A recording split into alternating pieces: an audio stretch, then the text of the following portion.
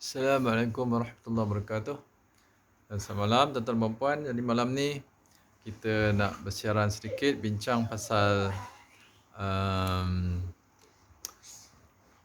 kandungan garam yang rendah, sodium, low sodium, dipanggil hyponatremia ataupun hyponatremia.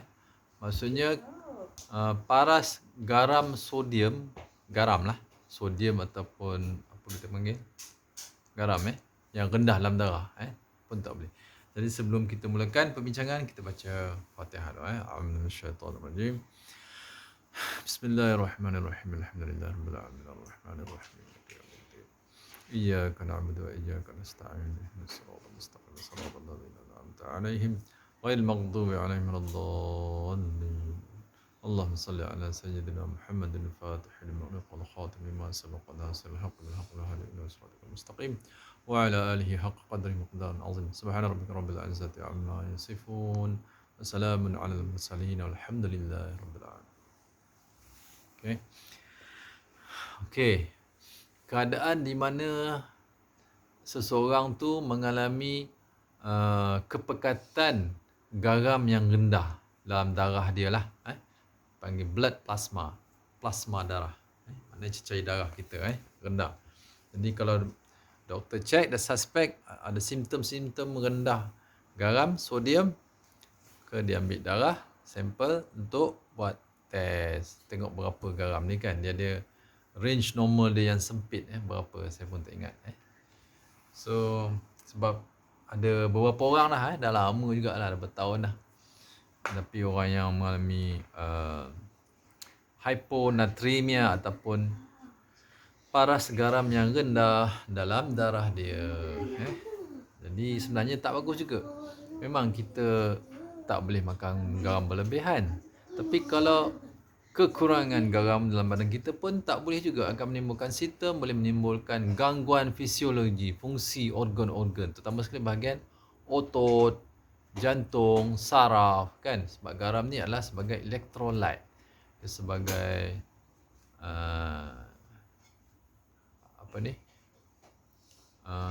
ion-ion kan, untuk mengalirkan elektrik sepanjang serat saraf kita, fiber nerve. Jadi fungsi otot dan saraf sangat memerlukan bekalan garam sodium dalam darah kita, dalam tisu-tisu, dalam sel, begitu. So dan satu lagi, untuk maintain tekanan darah yang normal. Kalau terlampau rendah sangat garam, jadi tekanan kita mungkin turun kan. Bila turun, tekanan garam rendah, tekanan turun. Maksudnya volume cecair itu tak dapat maintain untuk tekanan darah yang cukup supaya jantung bila mengepam darah kan, darah akan keluar dari jantung, kebanyakannya dia keluar kan. Dia keluar dan dia pergi kepada sel-sel untuk supply oksigen dan dia keluar balik daripada sel, tisu, organ untuk balik kepada jantung kepada jantung kita lah kan. Kepada paru-paru untuk bila dah supply oksigen pada sel, tisu, jadi oksigen dah kekurangan kan, darah tu lebih karbon dioksida, jadi dia kena buang karbon dioksida dekat tisu paru-paru, sel paru-paru, dan serap oksigen dan balik ke jantung kan. Dia pump balik gitu pump balik ke seluruh tisu-tisu kan, termasuk otak gitu semua. Jadi kita perlukan tekanan darah yang cukup, yang normal. Paling rendah 100, cantik 110, 115, 120, normal tu macam tu. Iaitu bahagian atas. Kalau bahagian bawah dipanggil tadi systolic blood pressure, bahagian atas bila jantung mengepam, mengecut. Bila jantung rehat, otot jantung rehat, so tekanan darah pada waktu tu adalah tekanan darah diastolic. Diastolic blood pressure. Jadi dalam lingkungan 75, cantik lah 70, paling tinggi pun 80 kan. Jadi tekanan darah yang cantik 75, 120. So dia ada range lah, 100 ke 120. okey dah tu.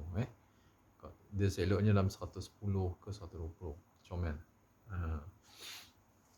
Barulah kita dapat apa ni, mengekalkan tenaga, kan, fungsi organ, sel, otak, semua sekali sebab nak dapat oksigen. Tekanan darah cukup ni untuk darah yang dipump oleh otot jantung sampai ke seluruh sel-sel dan organ-organ, tisu-tisu, sampai hujung-hujung kaki, hujung tangan, ke otak atas kita yang melawan graviti, semua sampai dengan adanya tekanan yang cukup. Tapi tak berlebihan lah, kan? Begitu. Jadi kita perlukan garam untuk maintain volume, supaya create tekanan yang cukup untuk darah yang dipump oleh jantung sampai ke seluruh tisu dan sel-sel. Itu penting, kan? Garam. Selain daripada fungsi elektrik, conductivity elektrik pada sistem saraf dan otot, kan? Jadi masalahnya orang yang ada tekanan kandungan garam yang rendah, boleh juga berlaku, kan? Padahal orang makanan proses banyak je garam, kan? MSG pun garam juga, sodium, kan? Macam mana boleh berlaku? So ini dalam keadaan bukan masalah genetik ataupun masalah hormon aldosterin ke aldosteron, macam itulah. Hormon dikeluarkan oleh kelenjar adrenal pada buah pinggang kita, kan, untuk untuk mengawal paras, garam, sodium dan potasium lah yang penting, kan. Begitu. So ini dalam keadaan normal. Tapi boleh berlaku pada sebahagian orang. Disebabkan oleh beberapa faktor. Pertama sekali, kalau dia minum air terlalu banyak, air kosong lah, bukan air manis ke, bukan air teh ke, air Milo ke, air coklat, bukan, air kosong, berlebihan sangat air kosong, kan. Kita dinasihatkan oleh doktor minum antara 1.8 liter hingga 2.4 liter, kan. Ada 3 liter, ada yang pernah tengok 4 liter pun ada orang minum. Ada saya pernah dengar 6-7 liter sehari, itu dah melampau. Kalau air banyak sangat masuk dalam badan kita, jadi dia menyebabkan gangguan atau keseimbangan kepekatan elektrolit. Elektrolit tu ialah sodium, potasium, dan ada lagi lah yang lain, kalsium, magnesium, klorida, kan, fosfat, kan. Tapi kita nak cerita pasal sodium ni. Jadi bila minum air banyak sangat, jadi kepekatan elektrolit dalam badan kita akan menurun, kurang, dilute, cair. Darah kita cair dengan garam. So ini tak bagus, tak bagus sebenarnya. Kita kena maintain kepekatan sodium dalam darah kita pada tahap normal, yang sempit range dia, ya.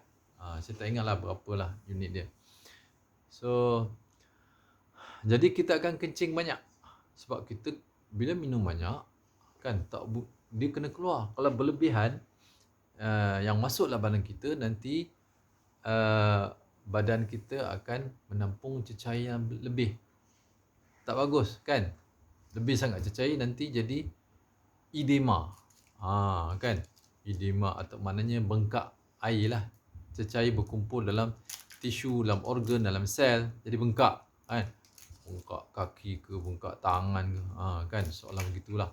Bengkak kulit, tapi itu ada masalah kerosakan organ, kegagalan organ-organ, hati, buah pinggang, jantung, paru-paru, kan. Boleh jadi macam itu. Tapi ni terlampau minum banyak air berlebihan pun tak bagus. Jadi bagi orang sihat, dia akan kencing, dia akan keluar supaya nak maintain kepekatan garam dalam darah kita. Ini cerita secara normal, cara spesifik ni pun orang tak faham, kan. So kita nak maintain kepekatan garam. Jadi maknanya cecair yang masuk, air yang kita minum, dan garam yang masuk, dan cecair yang keluar melalui kencing, melalui peluh, pernafasan, dan garam yang keluar melalui peluh dan kencing, dan juga buang air besar. Pernafasan taklah keluar, kan. Tu buang air je keluar. So dia mesti ada keseimbangan, mesti ada kawal atur, regulate. Homeostasis. Itu perkataan yang tepat dari segi medical lah. Homeostasis ni untuk pelihara keseimbangan, kepekatan garam dalam darah kita, kan, dan juga volume cecair dalam plasma darah kita dan saluran darah kita tu kena maintain, kan. Cecair dalam kompartmen sel, cecair dalam kompartmen luar sel, antara sel. Luar sel maknanya di dalam darah kita lah, luar sel, antara sel dan juga dalam sel. Jadi semua ni perlu di-maintain pada tahap tertentu dan range yang tertentu, yang sempit. Tak boleh berlebihan, tak boleh kekurangan. Jadi keseimbangan cecair dan juga elektrolit, sodium. Elektrolit tu sodium lah. Kita kena maintain. Jadi kekurangan, penurunan sodium, garam sodium dalam darah kita boleh diakibatkan bila kita minum air putih, air kosong, air masak banyak sangat. Terlalu banyak sangat minum, sampai 4 liter. Kan? Kita tak haus pun kita minum paksa. Psycho, ada setengah orang psycho.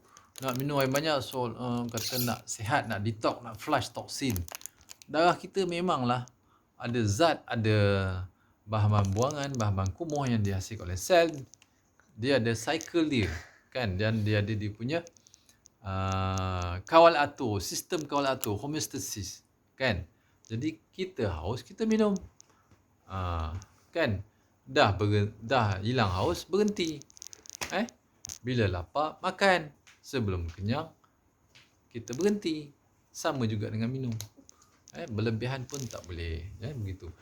Terutama sekali air, bila kita minum air yang tidak ada kandungan garam, elektrolit, mineral, sodium. Semua ni.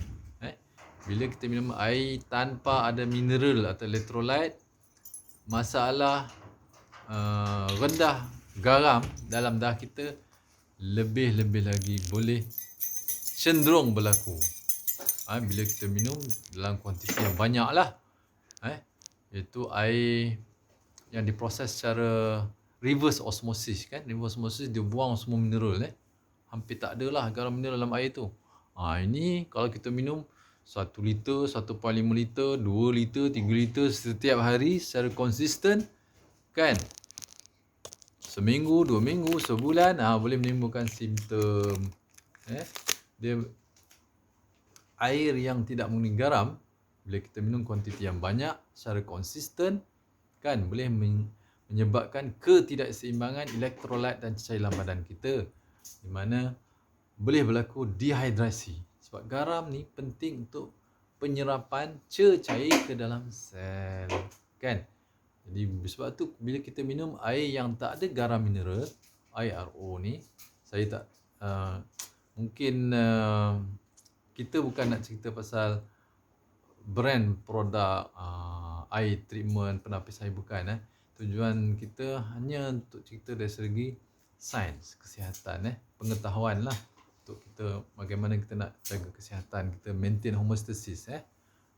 Ni kita cerita secara umum untuk masalah kekurangan garam dalam darah, diakibatkan oleh minum air yang tak ada mineral, air yang tak ada garam elektrolit, yang tak ada garam secara banyak setiap hari, boleh menimbulkan simptom dehidrasi. Sebab air tu kurang masuki sel dan kencing banyak. Sebab tu bila orang minum air RO banyak, terutama sekali banyak lah, kencing je, dia tak masuk sel, keluar je, dan dia bawa sekali garam, sodium, potasium, dan menyebabkan penurunan especially sodium. So, sodium berada di dalam plasma darah, potasium di dalam sel, kan. Jadi sodium yang affected, yang terkesan paling banyak terjejas bila kita minum air yang tak ada garam secara berlebihan. Tapi ada orang cakap alasan makanan kita, sayur-sayuran, buah-buahan semua dah ada garam. Ya, betul, ada garam. Tapi kita makan nasi putih dah polish, tak ada garam. Kalau ada pun terlalu sedikit, kira macam tak ada. Kosong dia polish. Nasi putih. Gula pun gula putih. Minyak pun minyak putih. Minyak goreng tu minyak putih lah. Minyak RBD, refined vegetable oil. Tak ada zat mikronutrien dan elemen-elemen. Kan? Lepas tu kita makan kuih muih, biskut, roti, semua daripada tepung-tepung putih, gula putih. Dia punya main ingredient dia, karbohidrat yang di refine, minyak yang di refine, kan? Begitu.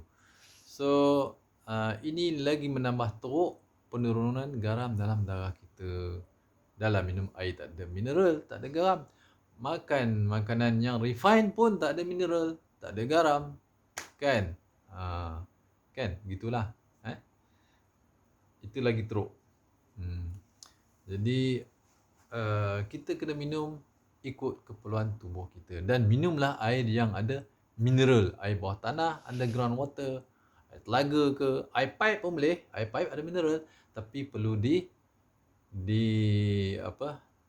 tapislah, treatment dengan penapis yang bersesuaian. Nak buang klorin, nak buang pencemar-pencemar kimia, nak buang ampayan-ampayan, kan? Pepejal dalam air yang lebih besar. So, kita perlukan activated carbon filter yang bersaiz 0.5 mikron sebaiknya, sebab kita nak buang klorin yang pencemar-pencemar yang terlarut dalam air. Kan? So, kita perlukan tu. Di samping yang sebelum nak pergi ke activated carbon ni, ada beberapa lagi penapis-penapis lah. Nak buang yang besar dulu. Yang last baru activated carbon. Nak buang bau-bau yang tak elok, logam berat yang berlebihan, pencemar-pencemar bahan kimia yang terlarut, kan? So, kita minum air yang ada mineral. Bukanlah banyak. Orang kata bila minum air mineral dia sakit pinggang. Tak betul. Bukanlah air mineral tu yang rasa garam. Tak ada. Air mineral kita minum pun kosong juga. Tak rasa masin pun. Payau pun tak ada. Kan?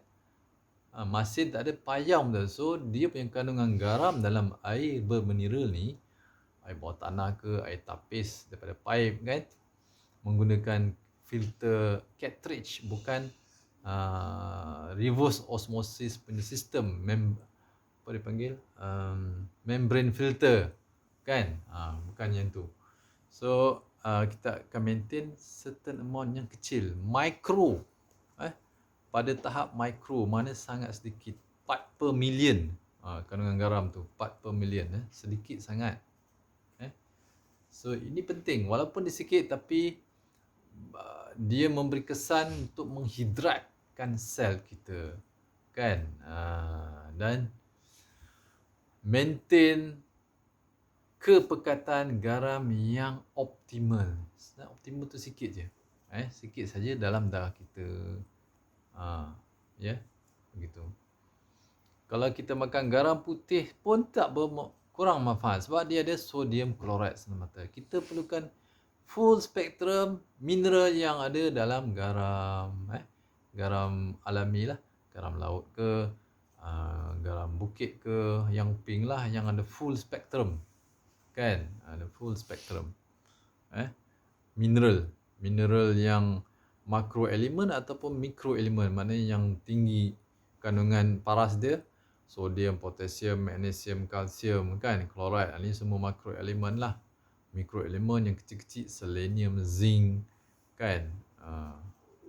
Banyak lagi lah yang lain-lain. Alright. So, kita perlu minum air yang ada mineral dan jangan berlebihan. Walaupun mineral pun tak boleh berlebihan. IRO lagi tak boleh berlebih, sebab dia akan tarik keluar mineral dalam badan kita dan menyebabkan rendah kandungan mineral, garam dalam badan, especially sodium yang kena, yang kena teruk.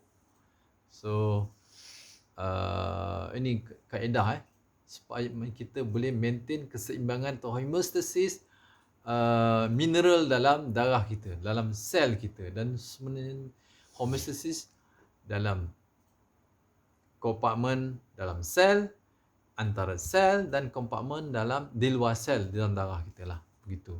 Baru kita dapat maintain. Jangan minum secara berlebihan sampai 4 liter, 5 liter pun, 6 liter tak perlu.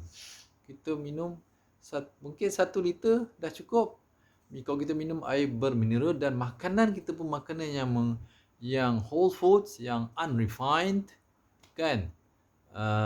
Makanan yang tidak mengandungi residu racun pertanian, glyphosate, herbicide, pesticide.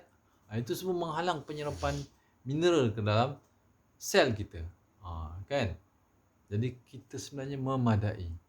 Kan? Memadai dengan garam yang ada dalam makanan kita. Tapi tambahan sikitlah garam dalam masakan. Tak ada langsung garam, tak sedap lah kan. Begitulah. Kan? So sistem badan orang sihat dia boleh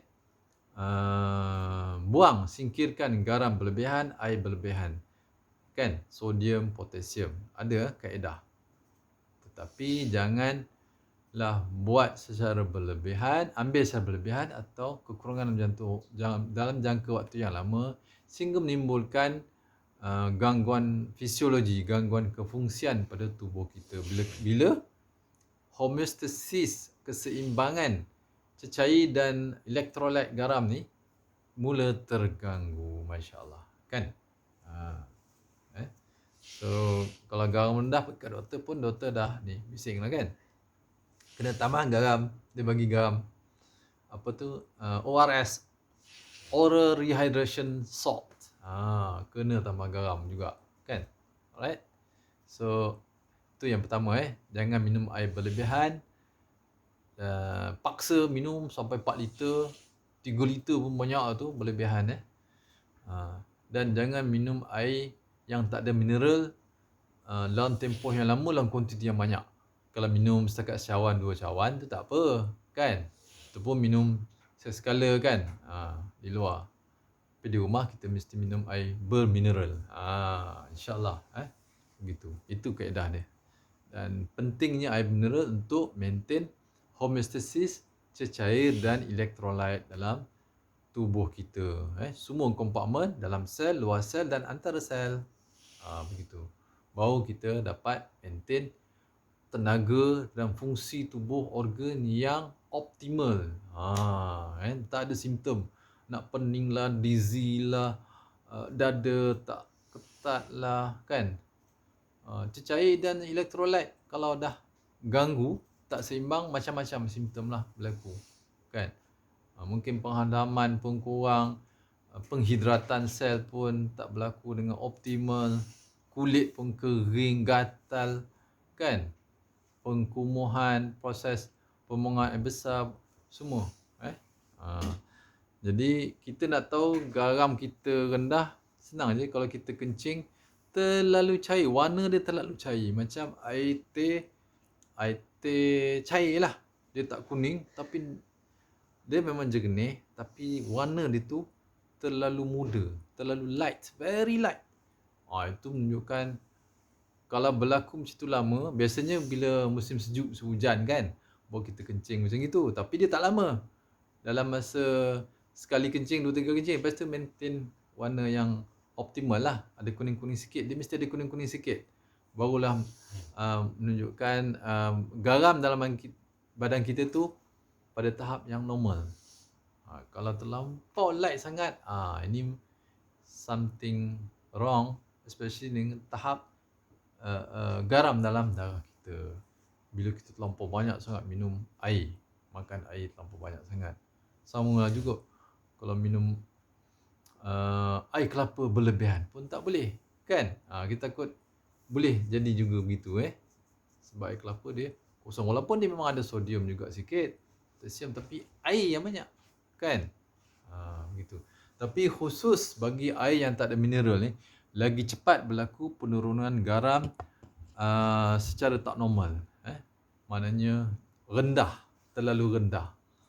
Itu air yang tak ada mineral. Lepas tu kita makan makanan pun yang refined. Ialah nasi putih, kuih muih semua. Tepung putih, gula putih, minyak putih. Tak ada zat, tak ada micronutrient, tak ada elemen mineral. Sebab tu terganggu paras mineral dalam badan kita. Alright, begitu Jadi sebenarnya mudah kita nak maintain balik. Kena check balik diet kita kan, bagi dia seimbang balik kan. Alright, begitu. Okey, itu sajalah saya rasa. Cerita dah, ingat nak cerita 5 minit dah jadi 25 minit. Okey. Alright. Iyyaka na'budu wa iyyaka nasta'in. Shiratal mustaqim, shiratal ladzina an'amta 'alaihim, ghairil maghdubi 'alaihim waladdallin. المستقيم وعلى آله حق قدره. سبحان ربك رب العزة عما يصفون. سلام على المرسلين والحمد لله.